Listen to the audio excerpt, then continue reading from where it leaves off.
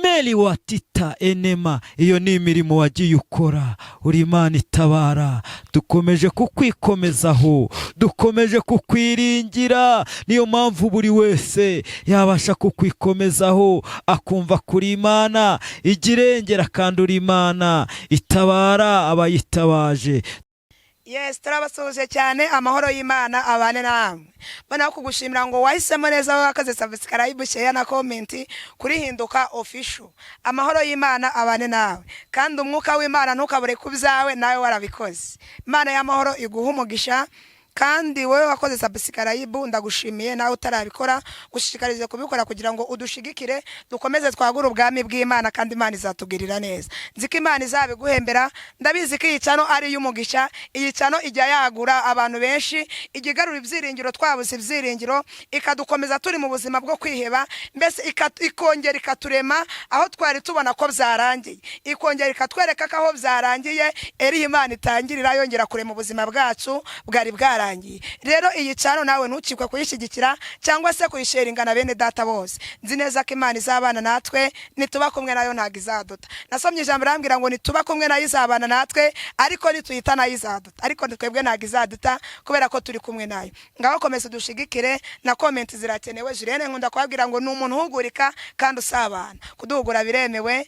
comment nazo zirakenewe. Ibirenze by'Imana iduhane. Impamvu ubu ndi mu murenge wa Byumba mu karere ka Gicumbi mu ntara y'Amajyaruguru, akagari na Kamurama. Kunyangwera ngo yego. Ni Murama. Akagari na Kamurama, umudugudu nuwa Rurambi. Umudugudu nuwa Rurambi. Yego, naje kureba umukozi w'Imana Twibaze Jean Claude. Wakwibaza impamvu navuye Musanze nkaza kureba Twibaze. Ibaze nawe.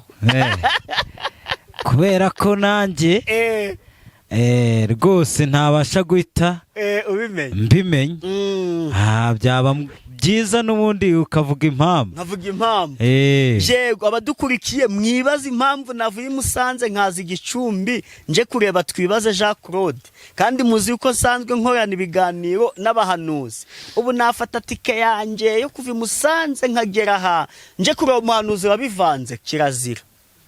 Kirazira nzi ko yabivanze, ntabwo naza. None nikirenzeho, iyi ni inshuro ya kabiri nje. Yego, nukuvuga ngo njyewe iyo nje gutya sibyo tugakorana ikiganiro, ahige njya kubona mu gikari nkabona umuntu aranyandikiye barako ngo uriya muntu watuzaniye ngo nta kigenda pe. Urumva iyo bambwiye gutyo nakongera kugaruka se wapi. Ariko nshimye Imana yuko ikiganiro twakoranye nta wigeze avuga ngo wapi. Uko bakumbwiye niko nanjye naje ndakubona, n'abandi bantu niko bakwakiriye, niyo mpamvu mba nagarutse. Yego, Imana ishimwe. natwe nibyo twifuza. Yego. Reka udushyire imbere y'Imana kugira ngo Imana ize kubana natwe muri iki kiganiro. Uwiteka Imana ikomeye, wowe uba mu bantu bawe kandi abantu bamo, ukagaragaza ko bakwiriye no kugukorera no kukumvira. Turagushimiye ko ugira umuteguro mwiza, nibi ni wowe wabiteguye. Waruzi neza yuko abantu bazumva ijambo ryawe, abantu bazakumva uvugana nabo bakabasha guhinduka bakakwizera.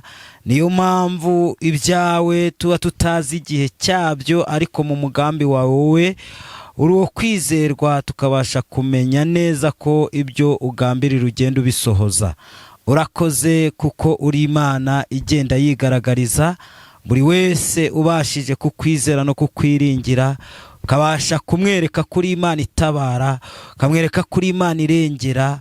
Niyo mpamvu dufite ibihamya biduhamiriza yuko twakubonye ibintu bikomeye, ibintu bimeze nabi, twagiye tukubona uhindura ubuzima, ugahindura amateka, ugakora imirimo ikomeye mu mbaraga zawe. Niyo mpamvu dukomeje rero kugushikamishaho umutima. Ijambo ryaravuze ngo ugushikamishijeho umutima azaba amahoro masa. Haleluya. Urakoze rero ngaho buri wese nagirirwe neza nawe kubwira ijambo rigiye gutambuka kubw'uyu mwanya.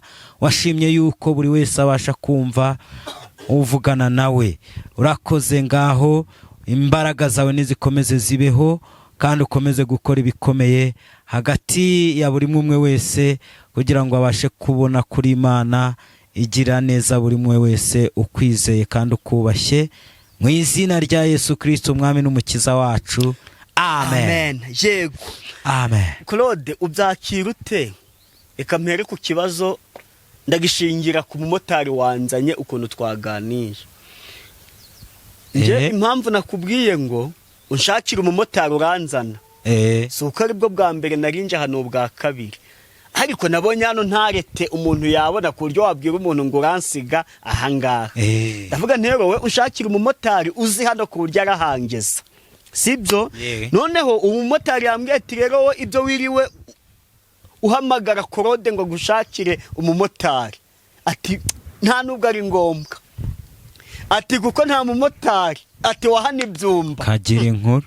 Ngo nta mumotari wahana ibyumba ngo utazi kwa Claude. Ngo keretse ngo wabaje gukorera inaha ari mushya. Ati ariko abamaze umwaka imyaka 2 bakorera hano. Ati nta mumotari utazi kwa Claude. Nise kubera iki? Ubwo nyine nanjye ndijijisha ariko ntamubwiye icyanzanye. Yego. Ati umukozi w'Imana Claude. Numva nishinze cyane. Urumva? Uzi kuba narinje kukureba nzikura umukozi w'Imana. None nkaba we akaba yambwira ati urize ukuntu yajengereje abaturanyi.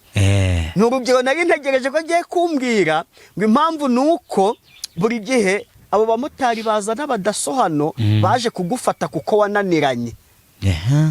None umvambwe ati umukozi w'Imana Claude ati nta mumotari utamuzi kuko urebye abantu bava imihanda yose abava i Kigali abava i Musanze aho uvuye abava Zabase abava hehe baje kugira ngo abasengere. Yego. Ati abamotari niyo mpamvu bagize ute bose bamuzi. Numva ndishimye pe.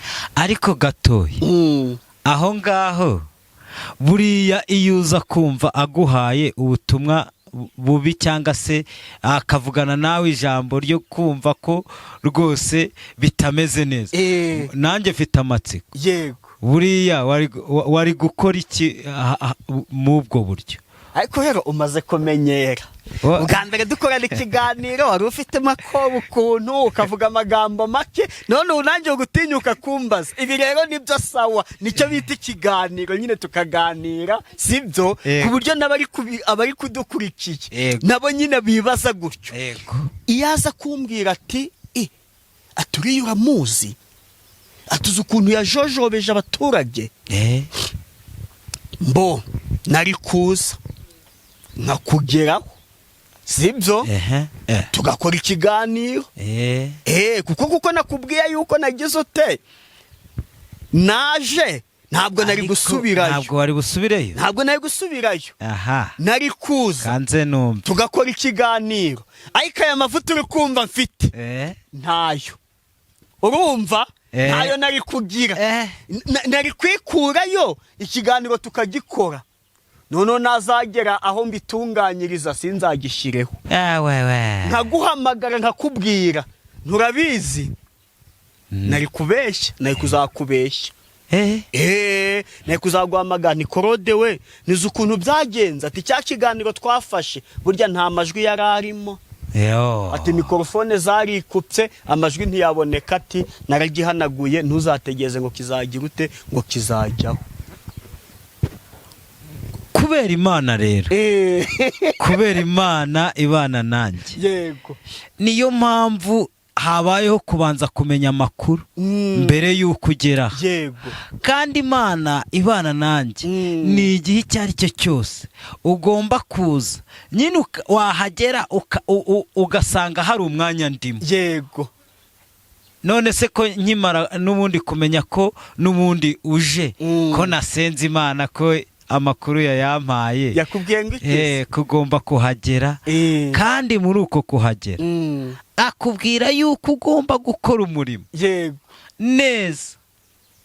Uwo murimo ukawukora neza kuko ariyo nayo ariyo yabyemeye ko ubasha gukora uyu murimo. Ahubwo ngo usetse uzi ko nari kuza kuwa kangahe harya umunsi turi kuwa 5 nari kuza kuwa 3 kuwa 2 mu gitondo umuhanuzi barampamagaye abarambwira ati mbonye Imana ikurinze impanuka.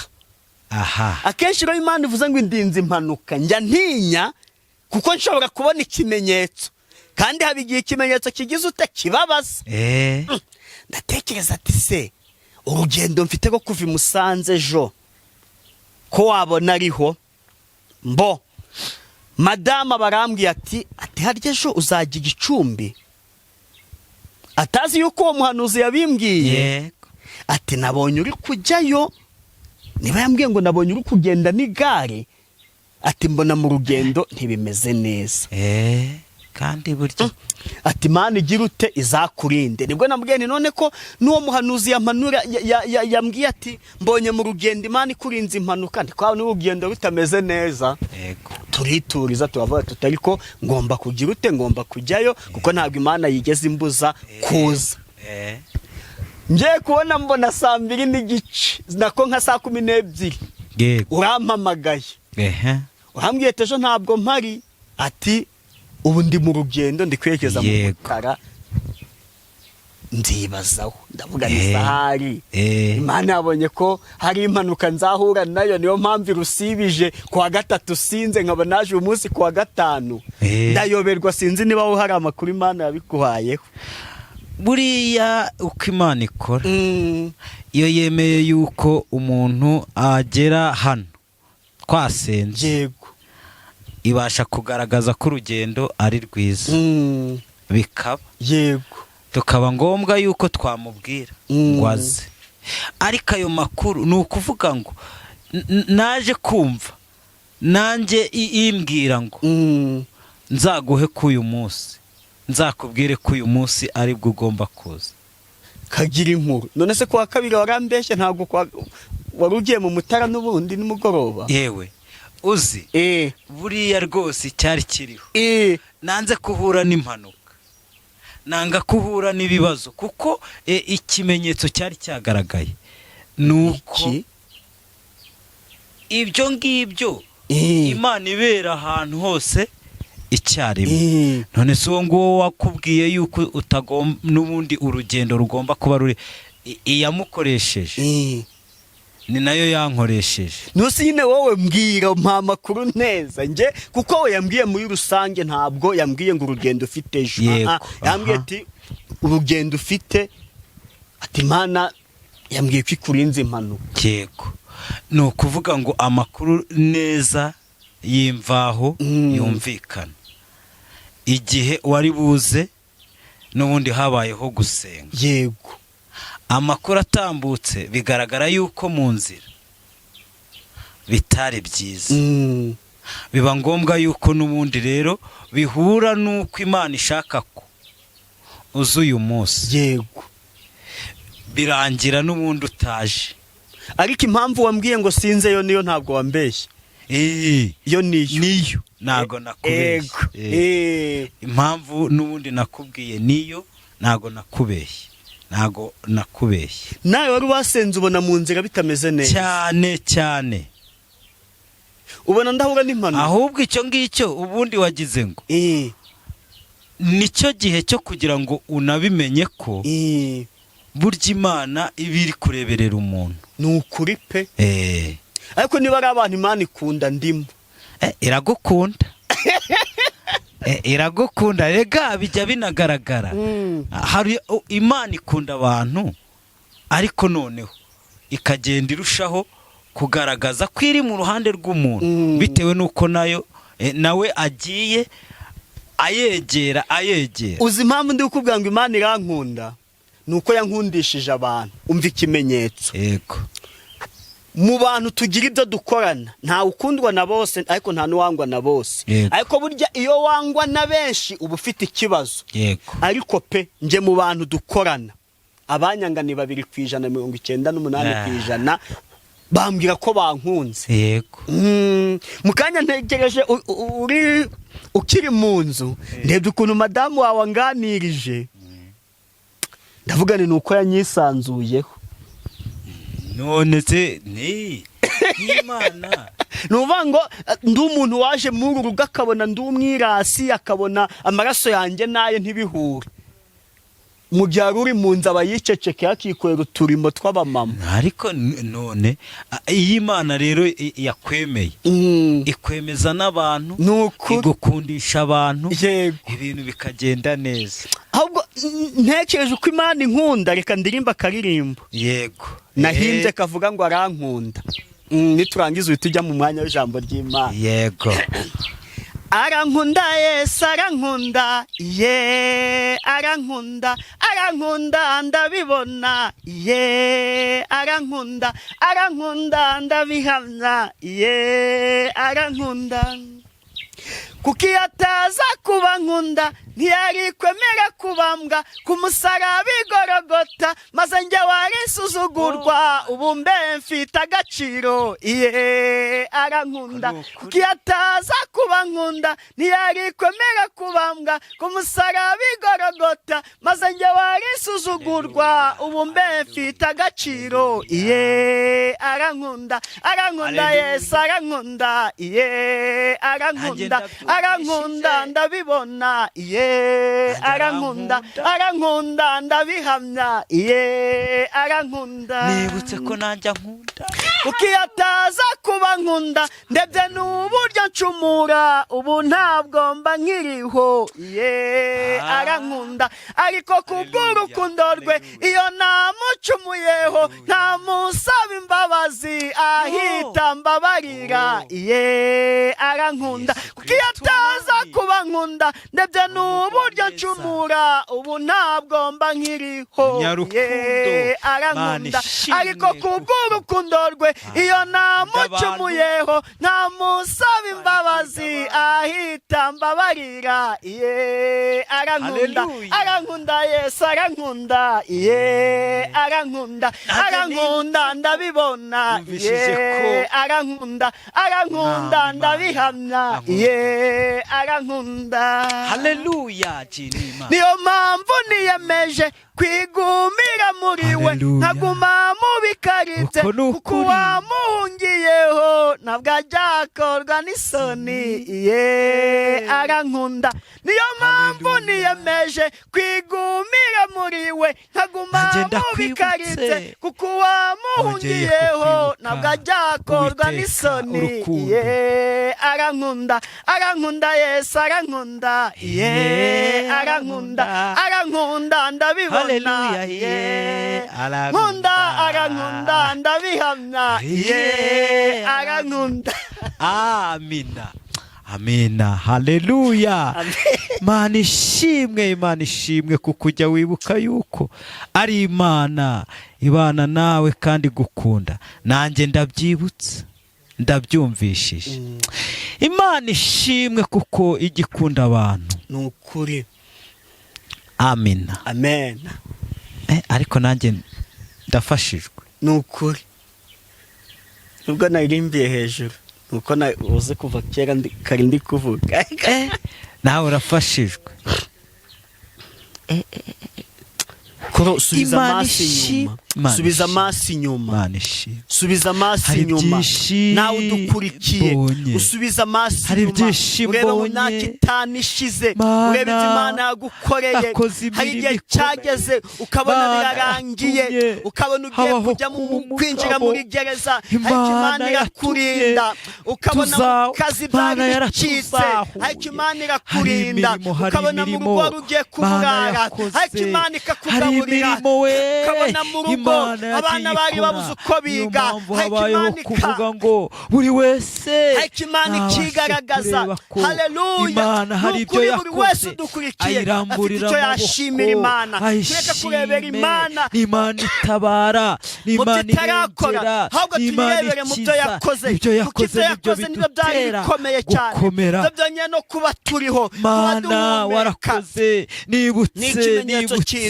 nibutse ko Mana wakoze ibikomeye, nanjye ndanezerewe, ndagushimiye, bitumye nongera kugukunda. uri Imana ikunda abantu, uri Imana ibana n'abantu bayo, uri Imana iba hafi milalazo. Imana ishimwe kuko twibutse yuko hari abo wahaye urubyaro barubuze, hari abo Mana wahaye ibyo kurya barishwe n'inzara, hari abo wubakiye. meli watita enema. Iyo ni imirimo wagiye ukora, uri Imana itabara. Dukomeje kukwikomezaho, dukomeje kukwiringira. Niyo mpamvu buri wese yabasha kukwikomezaho akumva kuri Imana igirengera, kandi uri Imana itabara abayitabaje. Tuzakomeza tugutabaze kandi tugushime, tukwiringire, tukwizere. Urakoze kuri Imana idukunda. Twongeye kubona ibihamya, turagushimiye mu izina rya Yesu Kristo, umwami n'umukiza. Amen. Amen. Mureba urukundo rukomeye cyane twahawe n'Imana ihoraho, twahinduwe abana b'Imana ihoraho, dukwiye kubana amahoro. Tuzanezerwa cyane mu ijuru, tuzaririmbana n'abera, tuzambikwa ikuzo muri urwo rukundo, n'amarira azaba mu ijuru. Utugirira ubuntu Mana ihoraho, mu rugendo rwacu dufite, utwohereza umugisha mukiza, tubashe kukumenya Mana. Tuzanezerwa cyane mu ijuru, tuzaririmbana n'abera, tuzambikwa ikuzo muri urwo rukundo, n'amarira azaba mu ijuru. Sinshaka gukorera abami babiri, ni nko gukunda isi n'ijuru. Hariho abakunda ubutunzi bwo mu isi, bakaburutisha ubw'ijuru. Tuzanezerwa cyane mu ijuru, tuzaririmbana n'abera, tuzambikwa ikuzo muri urwo rukundo, n'amarira azaba mu ijuru. Hariho abahana b'urupfu rwa Yesu, nibo barungurutse mu mva. Yesu ubwo yamaraga kuzuka mu mva, hanyuma yagiye mu ijuru. Tuzanezerwa cyane mu ijuru, tuzaririmbana n'abera, tuzambikwa ikuzo muri urwo rukundo, n'amarira azaba mu ijuru. No mu gihe tugendera muri iyi si, tuyibonamo ibidushuka, ariko dukwiye kunesha ibyo byose, kuko ari ko Imana ibishaka. Tuzanezerwa cyane mu ijuru, tuzaririmbana n'abera, tuzambikwa ikuzo muri urwo rukundo, n'amarira azaba mu ijuru. Haleluya, haleluya. Nta marira, nta marira. Amina, amina. Kandi Imana igihanagura umuntu amarira, kuko yayarize, nta marira azaba mu ijuru. Nukuri hari igihe kigera Imana igahanagura amarira umuntu yarize, kamuremera umunezero n'ibyishimo. Yego. Ngeri iyo mfashijwe ntago mvuga menshi, ndumva twasoreza aha. Niba ari ibyo urukumva ari kukuniga, dusoje twaba tukuniganye, urivuge, ariko nyine ndikumva dusoreje ntacyo byaba bitwaye. Nanjye ndumva ntago wasoza cyangwa se ngo dusoreze aha n'ubundi tutasomye ijambo ry'Imana ngo buri muntu wese yisange mu ijambo ry'Imana, kuko akanya nk'aka Imana iba iri no kuvugana n'umuntu. ni ukuri. niyo mpamvu buri wese yasanga iri jambo ritambutse akumva Imana irimo imuganiriza. Tugiye kureba ijambo riri mu gitabo n'ubundi cya Zaburi, ibice ni ibice 100. Zaburi turasoma duhereye ku murongo wa mbere. Zaburi y'100 turasoma duhereye aho ngaho. Zaburi yo gushima. Yego. Mwabari mu isi yose mwe muvugirize Uwiteka impundu, mukorere Uwiteka munezerewe, muze mu maso ye muririmba, mumenye yuko Uwiteka ari we Mana, niwe waturemye natwe turabe, turi ubwoko bwe, turi intama zo mu cyanya cye. Mwinjire mu marembo ye mushima, no mu bikari bye muhimbaza, mumushime, musingize izina rye, kuko Uwiteka ari mwiza. Amen. Amen. Imbabazi ze zihoraho iteka ryose, umurava we uhoraho ibihe byose. Amen. Amen. Haleluya. Imana ishimwe kubera ko yemeye ko iri jambo ritambuka. Iri jambo kuba Imana yemeye yuko turitambutsa, ntabwo abantu bahora bababaye, ntabwo abantu bahora barakaye, kuko hari ibyo bagomba kwibukiraho Imana yakoze. Iri jambo ryanyuze mu mukozi w'Imana Dawidi, noneho Uwiteka arangururira muri we kugira ngo abashe kubwira Abisiraheli babashe kwishima, banezerwe, kuko bagiye banyura mu nzira z'inzitane, bagiye banyura mu bigeragezo, bagiye banyura mu bihe bigoye. Uyu mwanya wumve wowe ufite iri jambo kuba waryumva, hari aho wagiye unyura bigoye, hari ibyo wagiye ucamo biruhije, ariko mu mwanya w'uko Imana ishaka kugira ngo wongere wibuke, ariho n'indirimbo waririmbye mu kanya yamfashije, Imana irankunda. Buri wese narebe mu ruhande rwiwe rero ko Imana imukunda, ashubije amaso inyuma, hari uko Imana yagiye imugirira neza, hari uko Imana yagiye imutabara. Yewe hagiye habaho kuba twasengana n'abantu benshi bamerewe nabi, ubuzima yewe bugoranye, ubuzima ari ntabwo ari ugupfundikanya, ariko kubera ko Imana ivuga igasohoza, Imana isezeranya umuntu amasezerano, yarangiza igakora ibyo yavuze, igenda ibagirira neza, igenda ibatabara, baba barimo bashima. Ari nayo mpamvu n'aka kanya udakwiriye guheranwa n'ubwigunge n'ubwihebe, ahubwo reba cyane imirimo Imana yagiye ikora mbere yuko uba ugeze none. Umenye ngo ni Imana yo gushimwa, umenye ngo ni Imana yo kuririmbirwa, umenye ngo ni Imana yo gutambirwa. Wongere wumve ngo ni Imana ikwibukije ibihe wanyuzemo uko byari bimeze, wongere urebe n'ibihe uhagazemo, hari itandukaniro, hari icyo Imana yagiye ikora. Nezerwa, ushima Uwiteka. Ahangaha niko Uwiteka yari arimo anyuza ijambo muri Dawidi kugira ngo abwire Abisiraheli.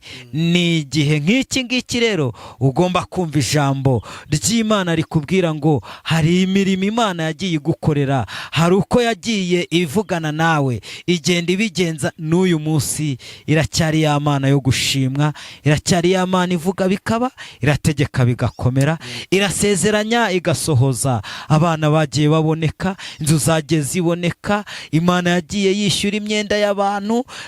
Nibutse ko Imana yo mu ijuru yakoze ibikomeye, natwe turishimye, tuyiramburiye amaboko. Nawe ahuri rero ongera wumve ngo ni Imana ishatse kugira ngo wibuke imirimo yagiye ikora. Nurangiza ahuri uyihereza icyubahiro, ahuri uyiramburira amaboko, vuga ngo nibutse iminsi ya kera n'iminsi ndimo. Mana nibyo nkura haya zile boya site topaye nima nkuramburiye amaboko. Ni iki Imana igushakaho mu gihe nk'iki, kugira ngo udakomeza guheranwa n'agahinda n'umubabaro wumva ko nta Imana yakoze. Iyo yakoze ibyo iracyakora n'ibindi. Uyikomezeho niyo kwizerwa. Asante Mungu. Amen, amen, amen. Tugusabe tange nimero ya telefone, wumva yafashijwe akumva yuko mwafatanya gusenga azaguhamagara. Yego, nimero mbarizwaho mbonekaho ni 0785501277. Yego, wasubiramo? Inimero yanjye ni 0785501277. Aho niho wumva ko twabasha gusengana, n'ubundi naboneka ku iyo nimero. Yego, ni gutyo dusoje. Imana y'amahoro ibane namwe kandi bahe umugisha.